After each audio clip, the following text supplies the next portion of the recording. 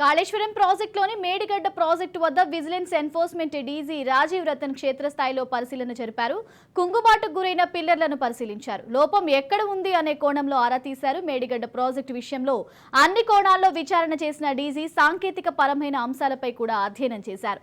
Barrage back water దిగువకు వదిలేయడంలో కుంగిపోయిన పిల్లర్ల వద్ద అసలు ఏం జరిగింది, లోపం ఏమిటి అన్న విషయాన్ని అంచనా వేసేందుకు ఎన్ఫోర్స్మెంట్ బృందం ఇరిగేషన్ అధికారులతో కూడా ప్రత్యేక సమావేశమయ్యారు.